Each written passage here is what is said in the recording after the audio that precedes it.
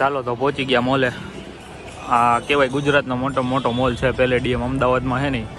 હાલો અંદર જોઈ કેવું છે અંદર. મેં તો ક્યારે જોયું નથી, પહેલી વાર આવડે આપણે મોટા મોલમાં જઈએ છીએ. તમને બતાડીને હું જો સારું શણગારેલું છે. જુઓ તમે,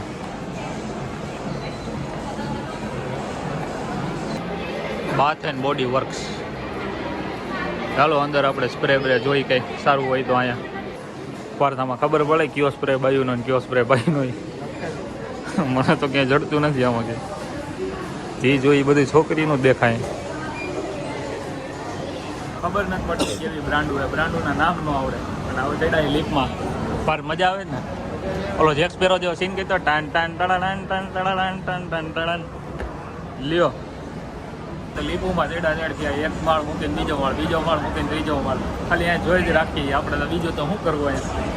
જો આ બ્રાન્ડે ગુજરાતીમાં લખ્યું ભાઈ, અડીડાસ હો, એડિડાસનું.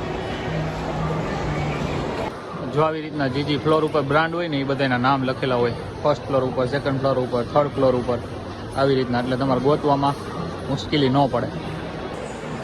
બનાવ્યો છે બાકી મોલ એટલે એમ કેટલા માળનો હોય, 5 માળનો હોય. હજી ઉપર 3 માળ ને નીચેથી આપણે એવા 3 માળ એ નોખા.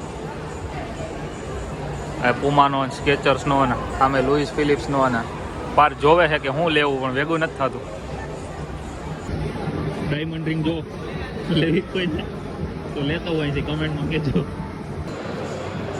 આ નીચે જુઓ 1 2 3 ને 4 અને ઉપર હજી બીજા 2. ઉપર 2 જમવાના જ છે, ખાલી નાસ્તો જે તમારે ફૂડ બૂડ કાંઈ લેવું હોય તો. બાકી બધી વસ્તુ લેવાની. ચશ્મા લગાવના સરકાર, ક્યાં નામ હે આપકા? વાહ રેડી, હાલો લઈ લ્યો.